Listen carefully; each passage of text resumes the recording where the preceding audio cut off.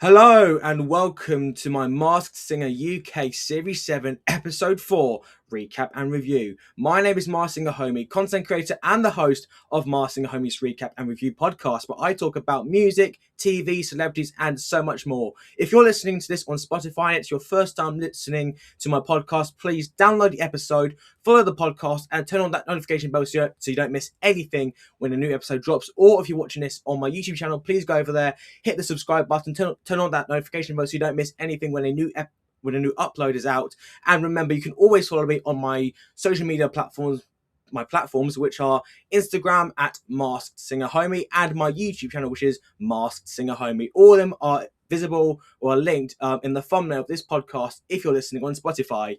So, what a crazy week it's been for Masked Singer, because this past Saturday, it was the Halloween special. For we saw Group A again. We saw Can of Worms, Red Panda, finally, Sloth, Gargoyle, and of course we had Moth, who, I mean, all of them were fantastic to watch. And we had Ben Shepard on the panel, which was awesome, by the way. I absolutely love seeing that. And he was so cool. By the way, that costume he had, that was just amazing. All of them looked fantastic. You know, honestly, I absolutely loved this episode. And yeah, it was a great episode. And this upcoming Saturday, it is the merge episode, which I cannot wait for. I'm hoping we don't get a robbery or something, but you never know on this show. Like, I don't want to see anyone like Toasty, Arctic Fox go home just yet, because they're just so good. But you know, we'll find out closer to the time tomorrow.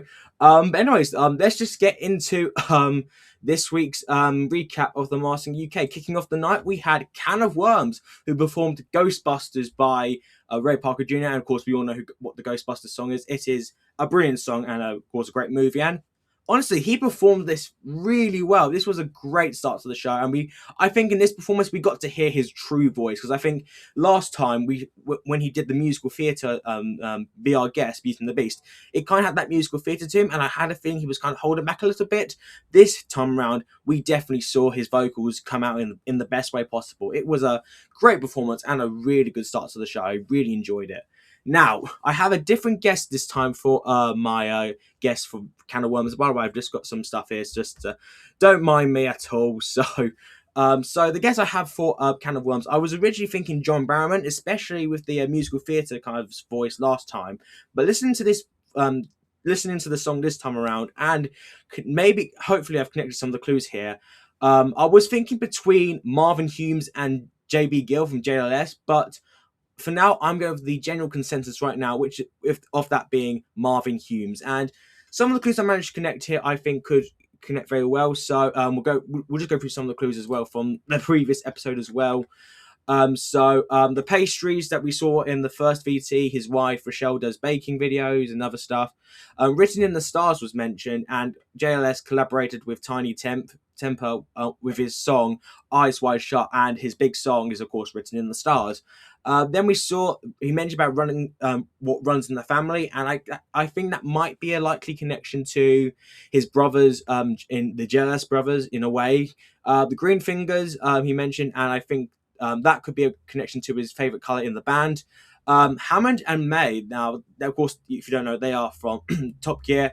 But if you take away the first letter of Hammond and M, you get MH, and his initials are MH. Again, that could be a very good clue there. Like, of course, I'm trying to think of the clues here. Like the Stoke Club can connect the Canadian Birds, the Jamie XX. Okay, now Jamie XX, his debut solo album was titled "Color This," and of course, it could be a connection to the Green as well. Maybe the pecking order I didn't get. The Zucchini. This could be now the Zucchini in the Trade show. Marvin and his wife hosted the BAFTA Children's Awards Sim 2016, and one of the major winning films that night was My Life as a Courgette, also known as My Life as a Zucchini. So again, that could be a bit of a hit or miss there. And of course, when he mentioned Early Bird last time, that could be a reference to him being on This Morning or his radio show on Capital. So again, these could be some connections that could maybe die down. But some of the clues I had here, I think, I'm going with the guess of Marvin Humes. And so for now, and I have to say, I believe he's doing a rap for the upcoming episode, which I know was mentioned a few times in the articles before the series that Maya mentioned that he does a rap. So I cannot wait to see him do that. I think he's going to do very well on that. Next up, we had Sloth, who performed Tamed Love by Soft Cell, of course, Nick Almond. And I have to say, while he wasn't the best vocal of the night, he really did make up for the entertainment factor. You could tell he was having the best time up there. I must admit, he isn't terrible at singing, even though he's not the best as well, but he can definitely carry a tune. So I'm definitely, I must admit, I think this week's elimination was a bit hit or miss because I think I had a feeling that he would go through, but the person who went home, I had a feeling would also go home in a way. That makes sense, which we'll go into in just a minute. But overall, I did enjoy the performance. I thought it was a fun performance overall, and yeah, I enjoyed it. Enjoyed it quite a lot. So, okay, now the guess I have for Sloth, I'm sticking with my guess from last time. I know I've been seeing people saying Alex Horn, Ben, I can't remember his name. Ben something. I know him, Alex Horn. So I think Colton Smith as well from Emmerdale or something. But I'm sticking with my first guess from the first episode, with that being Joe Lycett. And again, I know, here's the thing, because in the VT I can hear his voice, but in the singing not as much. Ben Fogle, that's his name. I had to think of his name there from earlier. Some of the guesses were Ben Fogle and Alex Horn. So, anyways, I'm going with Joe Lycett on this one still, and these are some of the clues. I think there could be massive red herrings here, but bear with me here. So we saw the Spin Doctors' Greatest Hits. Now, of course, that is a band, but also Joe actually engaged with Spin Doctors in the professional podcasting content, specifically appearing alongside Alistair Campbell, a well-known politician, Labour spin doctor, to discuss political scandals. So that could be a little connection here. Rick Astley, we saw the Rick Astley poster, and both him and Rick were listed as featuring in the shows across the Christmas period for the BBC Radio 2 in 2019. Sandy Shaw, we saw Sandy Shaw there. Now, she, I believe, was on the Great British Sewing Bee, and of course, Joe is one of the presenters on the show. I don't know if he is anymore. And the wax again. I wasn't able to connect all the clues here, but the wax here that was brought out. He actually, now, of course, Maya was thinking Ruby Wax. Now, of course, that would be too obvious, but I was thinking, has Joe Lycett worked with Ruby Wax? But what I found out here is that he actually created custom realistic wax fists during an episode of Travel Man 48 Hours In. So again, that could be a massive red herring here, but I don't want to give up on my guess for Joe Lycett just yet, because I really want it to be him. I've always wanted him on the show. I think he's a great comedian. Again, I've wanted Joe to be a contestant on the show for quite a long time, and I just think it'd be great for him to be on there. So yeah, I'm hoping it's you, Joe, but if not, it's okay. But for now, again, it could completely change once the merge happens. I'm going to be sticking with Joe Lycett. Now we go on to the singer that was eliminated this week, and that was Gargoyle, who performed Bring Me to Life by Evanescence. What a brilliant song that is. I love that song. I just love that type of song, like heavy male rock. And by the way, Amy Lee, what an amazing voice that girl has. She's just incredible. By the way, I want to see Amy Lee do the Masked Singer America soon, maybe one day, because she would be fantastic. Like, she would just be great. But I have to say, I think at some points the vocals were a bit shaky at times. Like, I don't think it fully suited her voice, in my opinion. I mean, so I kind of had a feeling she would be going home. But regardless, she did go home, and I was correct on my guess for her. And it was none other than Marcella Detroit from Shakespeare's Sister. I mean, I must admit, in the beginning, I was a little bit unsure on who it could have been, because I was thinking Frankie Bridge, and then I started connecting the clues to Marcella Detroit, and it clicked instantly. And honestly, she did great on the show. Honestly, I really enjoyed her, to be honest, I have to say. And she even got to sing her hit song "Stay," which is a brilliant song by Shakespeare's Sister. And I must admit, when listening to that, I kind of wish. And I believe Ed Reacts mentioned this in his reaction video, that had she kind of done songs like that, which showcased her voice, I think she could have made it a lot further. Which I agree. I would have loved to have seen her showcase her voice that way, because she's got a great voice, but some of the song choices didn't really match up to her. And this is kind of like the similar issue I had with Marty Pella last year, because I mean, throughout the competition, every single performance he did, it was great. But at times, I felt like some of the songs that Marty did didn't quite suit his voice, because and it was a bit of a bummer, because I'm a huge Wet Wet Wet fan, and Marty has got an absolutely fantastic voice, and I know he's got a brilliant voice, but I mean, he did great on some of the songs like "Don't Dream It Over," "Birds of a Feather," "Let's Dance," and "Rebel Yell." All of them were great performances, and the duet he did with Knitting as well, which was beautiful. But I just feel like it was kind of like this with Gargoyle. Like, she didn't quite pick those great songs that suited her voice, in my opinion, which is a shame. But overall, she did very well on the show. I thought she was great. It's so great to have legends on her like her on the show. She is a huge star, and I'm so glad she did the show. She was fantastic. So Marcella, thank you for doing the Masked Singer. You were just amazing. It was lovely to have you here. Now we go on to, I think, the contestant who actually might be my official pick to win the whole thing already this year, and that was Moth, who performed "Vampire" by Olivia Rodrigo. And I mean, what else is there to say about this girl? Because she has got the most amazing singing voice. The performance she's done so far, where she did Mariah Carey, now she's doing Olivia Rodrigo. Is there anything that this girl cannot do? Like, she's just amazing, and this was 100% the best performance of the night without any question. And yeah, it was just amazing. If she does not win this series, there is something seriously wrong. There really is, because she's just amazing, absolutely fantastic. So the guest I have for my guest for Moth here, I am still 100% convinced that it is the incredible Keisha from the Sugar Babes, and we'll go through some of the clues here. Of course, I connected the tulips last time, the carrots, and the Ronnie Corbett photo. Then we saw the Erin Brew, which is the Highland cloth, and her surname is a type of Scottish tartan, believe it or not, which is, I think, was a very cryptic clue there. We saw the record was smashed in half, and she was in the Guinness Book World Records for the most successful 21st century female act.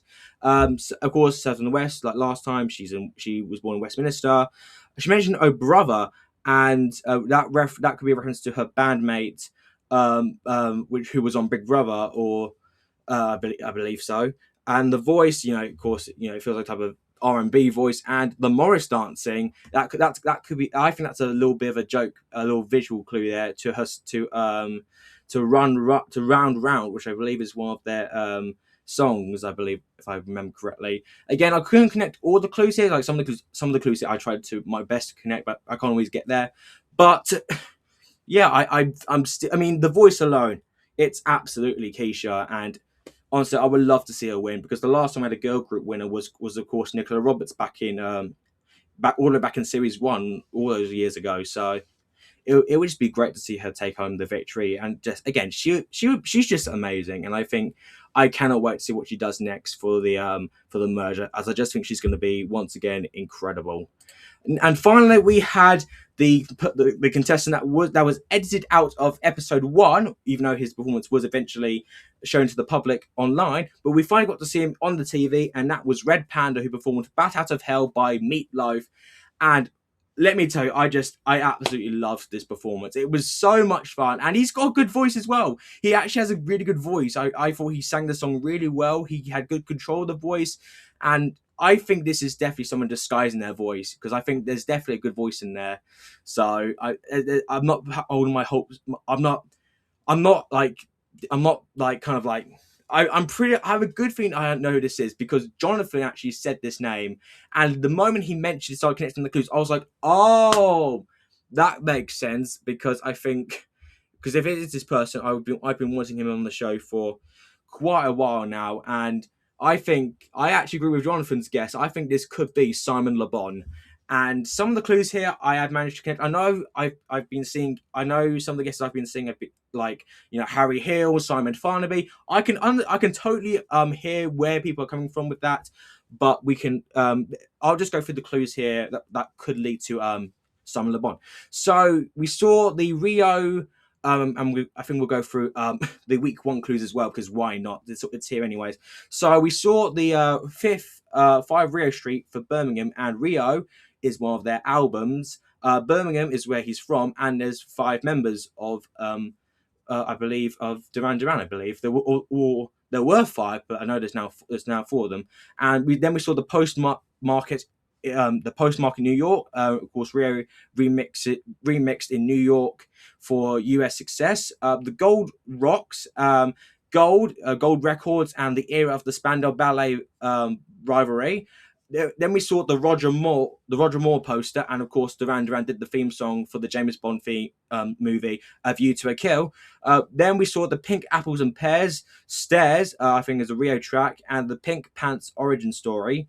Again, then we saw the clapperboard with the 79, 83, and 79, 83, 89. That was the formation, the peak, and the rev. I can't pronounce the name here, but it's basically, I think it's the connection to the years of their success, basically. Then we saw the 4 bowls of the bonbon sweets. That I think is this could be a bit too obvious, but I think that is a reference to his name, Bon Bon, and of course there are currently 4 members of Duran Duran. Then we had the the little dummies, and he is a grandfather. He's been a grandfather as of 2025, last year of January. Then we had the cat in the tree, and the firefighter kind of like outfit, I guess. He was in the Drum Yacht Rescue tribute, and then he mentioned he mentioned he don't do it on my own, and he's the band. He of course is the front man for Duran Duran. Heart. Then we had the heart over the I in pink. That I think that is the R, the RCDR logo, or the imagery, which is I kind of think because it's here, but I can't like pronounce it like in a way. But then we had the riddle. I actually managed to connect the riddle for once about the coffin, and that could be is for their album Dancer Mashabet. I can't pronounce that. Of course, it's the album.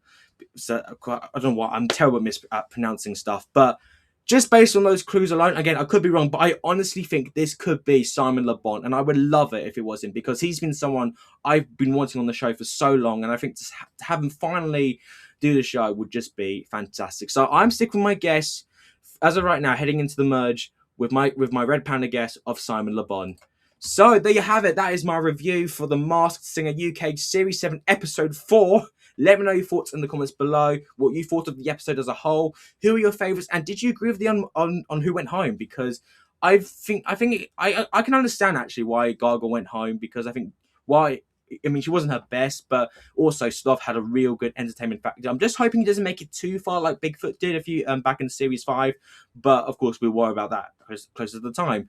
And of course, it is the merge episode for the series. I can't believe the merge already. I am so excited. I couldn't be more excited for the merge. I just think it's going to be a great episode. We'll hear all 8 singers perform, and it's going to be a really fun experience. And also we have Mole Domet, basically a mole dressed like the amazing costume, and Perry Edwards is going to be on the panel, which I cannot wait for. So again, thank you so much for I'm going to wrap up here, everybody. Thank you very much for listening to this episode talking about the Masked Singer UK Series 7 Episode 4. Just remember, if you enjoyed this episode, please follow the podcast and download this episode so you don't miss anything when a new episode drops. Again, thank you so much for listening to this episode review of the Masked Singer UK for Series 7. And of course, I will see you guys next time.